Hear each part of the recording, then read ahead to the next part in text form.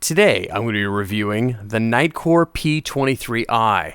This is going to be a fun review for me because even though this is the first time I've reviewed a Nitecore product on my channel, Nitecore is actually the first enthusiast flashlight I ever bought nearly 10 years ago. Welcome back to Shul Lights. We've got the Nitecore P23i, which is a tactical light. And man, it's just funny to reminisce about the old Chameleon CU6 that I bought years ago because these lights have come so far. This guy is a raging 350 lumens on high. And then the new Nitecore P23i is 3000 lumens on turbo. So it's just amazing how far these guys have come in such a short amount of time. The box is a really kind of fancy affair with UV trapping over the flashlight itself here to give it that glossy look.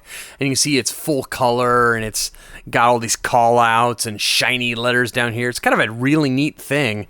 Again, boxes shouldn't matter that much, but I don't know. I kind of like them. I like boxes. I like the way they look. Got lots of good information on all the sides here. All right, let's take a look at what's inside the box. So once you open it up,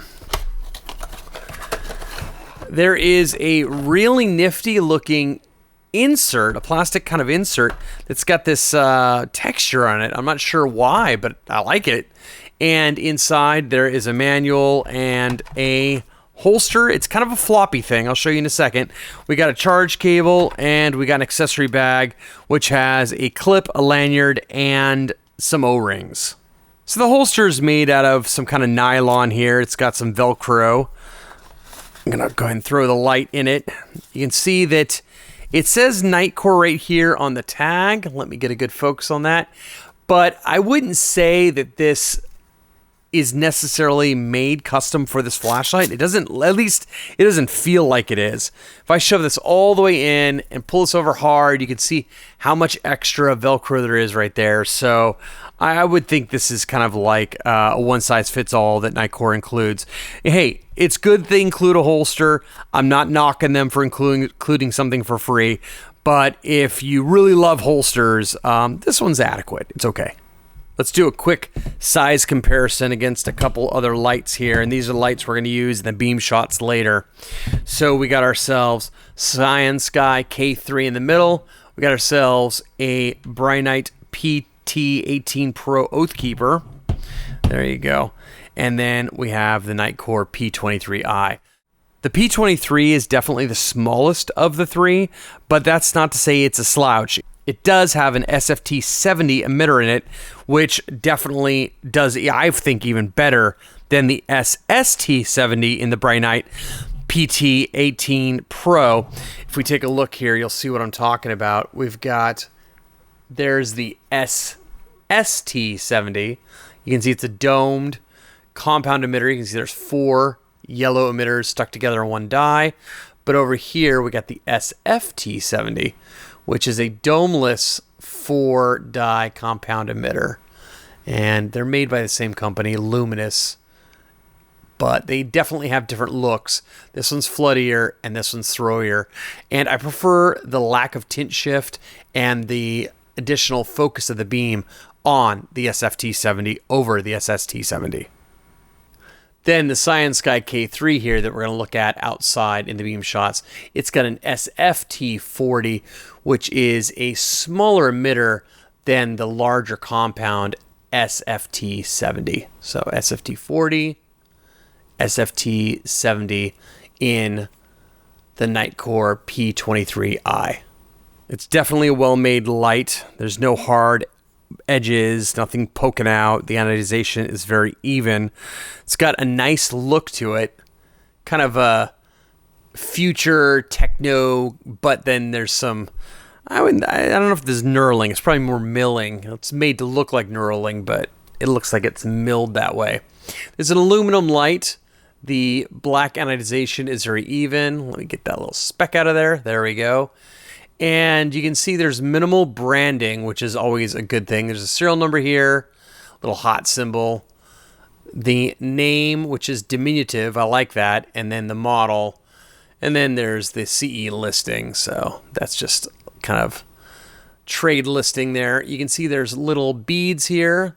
They might be zirconium beads. I didn't look that up, but they look like they're for breaking glass on the strike bezel here. You've got a floppy doodle for charging, and when we lift it up, it reveals a USB-C. Get that out of the way.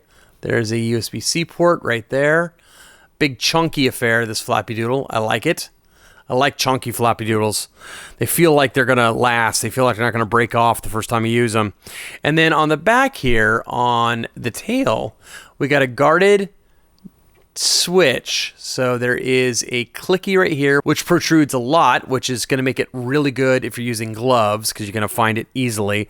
But then it's guarded to prevent accidental activation. So this is probably the best of both worlds, to find the button but not accidentally activate it.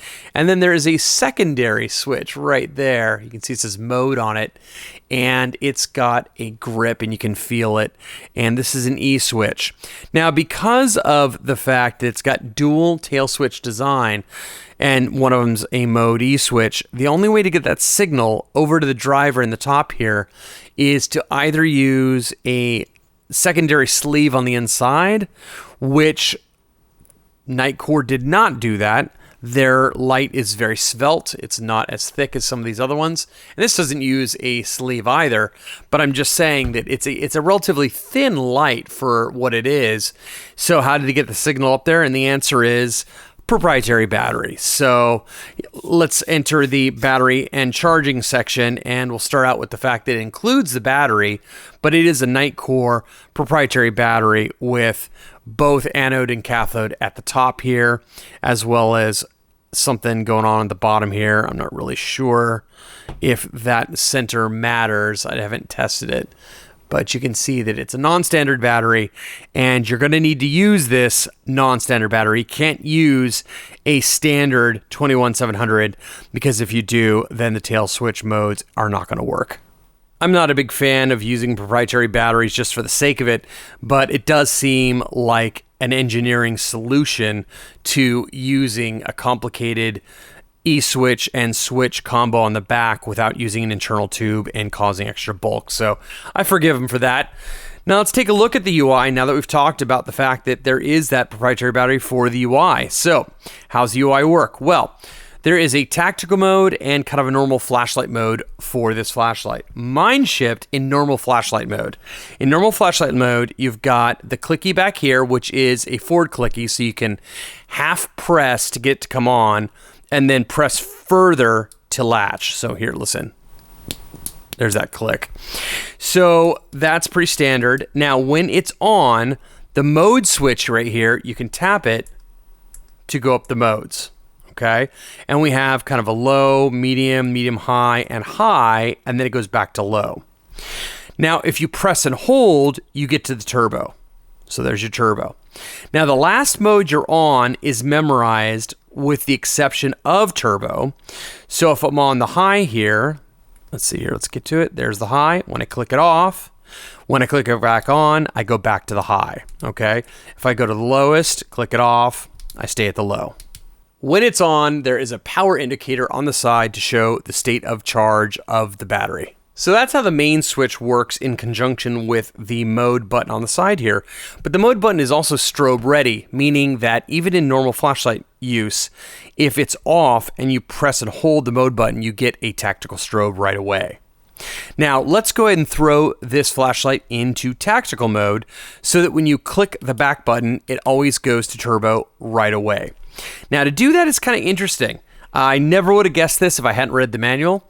What you do is you press and hold the mode button to get it into strobe, and while it's strobing, you loosen the tail cap just a little, and then you'll see the flashlight flash once or twice to indicate which mode it's gone into. So let's try and do this on screen. I'm going to press and hold strobe here while turning this tail cap. And did you see how it flashed twice? That now indicates we are in tactical mode. So let me retighten the cap. So now that we're in tactical mode, if I press this button on the back, I go to turbo every time. All right. Now, while in turbo, I can press the mode button to decrease the levels, and then it goes back up to the top and then goes down again. Now, when I click it off, even though it's at a middle mode, when I click it back on, back to turbo. That's your tactical mode right there. Strobe still functions when you hold the mode button, and when you're on turbo with the clicky, if you tap 1, 2, 3, you go to strobe again. If you want to get back to flashlight mode, remember you're going to hold the strobe and then loosen that cap. Let's try and do that. Hold strobe, loosen the cap, and you see it flashes once. And now when I retighten it, I'm now back in flashlight mode. Notice that strobe was memorized. Strobe will be memorized, but not turbo. So any mode is memorized, including strobe. So again, you know, if you're, I don't know, a security guard or somebody that wants a tactical strobe to be accessible, you can actually 1, 2, 3, go to strobe, click it off, and when you click it back on, strobe will come back on. So strobe is memorized like anything else, just not the turbo. Okay, so here we go, and you can see I'm back in flashlight mode. All right, let's do some lumen testing. I've already got it on low in flashlight mode. And the low in flashlight mode, as you can see, is about 60 lumens or so. So it's kind of high for low for me, but you know, if this is a tactical light, maybe that's fine. Let's go to the next mode, which is just under 300 lumens. Let's go up from there. Now we're pushing almost 900 lumens. That's a lot. Let's go up a mode. Now we got 1600 lumens. And when we click again, we go back to the 60 lumens. Now I'm going to press and hold, and let's get a turbo runtime test for ANSI. And we'll start right now. So 3000 lumens on the nose to start with. And we'll hold this for a bit. Okay, we're about 10 seconds in. We're still at 2700 lumens. There's a lot of heat coming off of this thing. Not too hot to hold, but it's a monster light. I can feel the heat. All right, we're almost there. Wow, it's getting hot on the tube now. 2500 lumens. And okay, we're done. Wow, guys, it is super hot right around here, right on the head. Oh, wow. Yeah, that's toasty. All right, a lot of lumens though, so if that's what you're after, remember, turbo is meant to be used sparingly. First up, we're gonna have the Sky K3. Next up, we'll have the Flashight PT18 Pro Oathkeeper, which has a really large reflector. And lastly, we'll have the Nitecore P23i, which is definitely the smallest of the three. First off, we have the Sky K3, which is a very, very pronounced optic, very focused. You can see how sharp the beam is, and it makes that tree line at 150 meters no problem. Next, we have the Flashight PT18 Oathkeeper, which is a floodier optic, same emitter, and it's still making the 150 meter mark, but it's a much wider beam, much wider hot spot and spill. And you can see that it's still making the 150 meters in the back. Now here's the Nitecore P23i, which is the smallest of the three, but you can see it definitely is keeping up with the other two. Look at how bright and concentrated that beam is. Not as much candela as the Sky, but this has an SFT 70, which is more lumens, and it's a smaller light to boot. Very impressive. This Nitecore P23i is a great little tactical light. I say little just because it's actually really small for the fact that it has a 21700 5000 milliamp hour battery in it. If you look at the Sky K3 here with the 21700, it's a much larger light. And then if you look at the Flashight PT18 Pro, this is an 18650 light, and it's much, much larger. And also it has the SST70 in it, which I do not like as much as the SFT domeless emitter. I think it's a better emitter. So between these three, this Nitecore P23i is just probably the best of the three. I really, really enjoy it. It's easy to hold, looks great, would fit in a front jeans pocket. So if you want to know more about the Nitecore P23i, feel free to click at the links in the video description. Like this video, subscribe to the channel if you haven't. And with that, I'll sign off and say I'll see you in the next video.